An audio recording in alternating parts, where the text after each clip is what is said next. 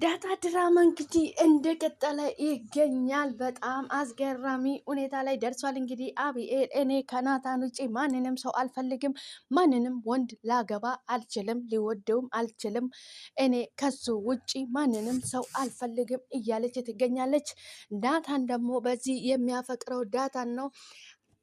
ማሚ ደግሞ ናታንን ጠይቃ እውነቱን ስለተናገራት በጣም ተስፋ ቆርጣለች። ከሱ ላይ ትወዳለሽ ወይስ አትወደውም ብላ ስትጠይቀው ጭንቅላቱን አወዛወዘ። እንግዲህ በቃሉ አልወዳትም ብሎ ለመመለስ ከብዶት ማለት ነው። እውነቱ ስለነገርከኝ በጣም አመሰግናለሁ ናታን፣ እኔ ማወቅ የሚፈልገው ይሄንን ነበረ። በቃ እሺ ጥሩ ብላ ትሄዳለች ማለት ነው። ናታን እንግዲህ ቅልጥ ያለ ፍቅር ውስጥ ያለው አሁን ከዳታ ጋር ነው ማለት ነው። ዳታን ነው በጣም የሚያፈቅራት ናታን ማለት ነው።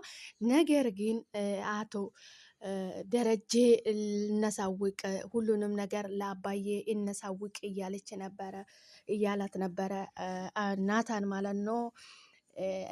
ዳጣ ግን አይሆንም አባቴ ያዝንብኛል፣ እኔ በዚህ ሰዓት ስለ ወንድም ማስብበት ሰዓት አይደለም እያለች ነበረ እንግዲህ ዳጣ በጣም አዝናለች። አባታው እንግዲህ መኪና ውስጥ ጠርቷታል። ልደታ ቀንም ነው የልደታው ቀን የእናትሽን ማን እንደሆነች መሳውቅብሽ ቀን ነው ብሎት ነበረ። እንግዲህ መኪና ውስጥ ጠርቷት ነበረ። እንግዲህ መኪና ውስጥ ጠርቶ ስትሄድ እንግዲህ ቤት ውስጥ ዲኮር እየሰሩ ነበረ።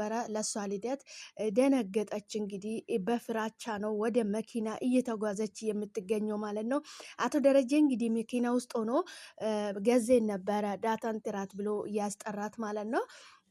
ነገር ግን የልደታው ቀንም ስለሆነ እሱን ቀን ነው የምታውቂ ሁሉም ነገር ስላላት በጣም በፍራቻ ፊቷን ኮስቶር ብላ በፍራቻ ነው ወደ መኪና እየተጓዘች የነበረችው። ዳጣ በጣም ፈርታለች ማለት ነው። አቶ ደረጀ እንግዲህ ሁሉንም ነገር ለመናገር ዝግጁ ሆናል። እንግዲህ እሷ ከነገራትን በኋላ መቋቋም አልቻለችም ማለት ነው። ምክንያቱም እዚህ ሁሉ ጊዜ አንድ ቤት ውስጥ እየኖሩ ሰላምዬ እናት እንደሆነች ሳታቅ እንደዚህ አብራ መኖራ በጣም ከብዷታል ማለት ነው። ነገር ግን አቶ ደረጀ የፈለገ ነገር ይምጣ ይፈነድ ያበጠ ይፈንዳ ምንም ማድረግ አይቻልም፣ ስለዚህ ሁሉንም ነገር ማወቅ አለብሽ ብሏታል ማለት ነው። አቢኤል እንግዲህ አሁን በዚህ ሰዓት ፊቷን ወደ ዳጣ ልታዞር እያሰበች ነው ማለት ነው። ምክንያቱም ለሌላ ነገር ለሌላ ጉዳይ ሳይሆን ናታንን ለቀቅ እንድታደርግለት ማለት ነው። በጣም ነው የምትወደው የምታፈቅረው እንግዲህ ናታንን ዳጣ ማለት ነው። በሁለት እህትማማቾች ነው እንግዲህ እየተወደደ ያለው ማለት ነው። ነገር ግን ማሚ መቼም ሰንጥቃችሁ አታገቡም እያለቻት ነበረ ለአቢኤልም ማለት ነው። አቢኤል እኔ ከናታን ውጭ ማንንም ወንድ ማየት አልፈልግም እማዬ፣ ሁለተኛ እንደዚህ እንዳትይኝ፣ ኮሌጅ ውስጥ ራሱ ብዙ ወንዶች አሉ፣ እንደ ናታን ጨዋ እንደ ናታን ስነስርዓት ያለው ልጅ የለም፣ እንደዚህ አይነት ወንድ የለም ትላለች ማለት ነው። ማሚም እውነት ነው ናታን በጣም የተለየ ወንድ ነው አውቃለሁ አይልም፣ ለመናገር አይቾክልም፣ የተረጋጋ ልጅ ነው፣ ስነ ስርዓት ያለው ልጅ ነው፣ በጣም ነው የምወደው እኔ ናታንን፣ ምክንያቱም እንደ ዘመኑ ወንዶች እኔ አውቃለሁ እኔም እናገራለሁ ብሎ ለመናገር የሚቾክል ለመናገር የሚንቀለቀል ለማውራት የሚንቀለቀል ልጅ አይደለም።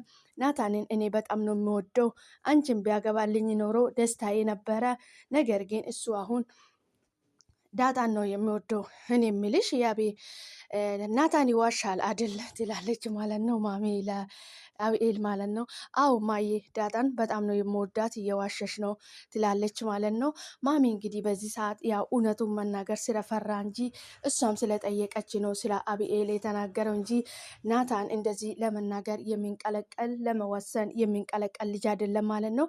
በዚህ ሰዓት እንግዲህ ማሚ በጣም ነው ደስ ያላት። ምክንያቱም ያ ብታዝንም ደስ ብሏታል። ምክንያቱም ዝም ብሎ ያለ ተስፋ ሰው ማቆምና ያለውን ነገር ሰምቶ መኖር የተለያዩት ናቸው ማለት ነው። ዳጣ እንግዲህ በጣም ታዝናለች። ቁጭ ብሎ አቢኤልና ናታን እያወሩ ነበረ ማለት ነው። ዳጣ በዚህ ሰዓት ብዙ ነገር እየተሰማት ነበረ። ነገር ግን ዳጣ ሁለት ልብ ናት። ለአባዬም እንዳይነገር ትላለች። ትምህርት ላይም ነች። በቃ ፍቅራቸው በድብቅና በምስጢር እንዲቆይ ነው የምትፈልገው ማለት ነው። ነገር ግን ናታን ደግሞ እንደዛ አይፈልግም።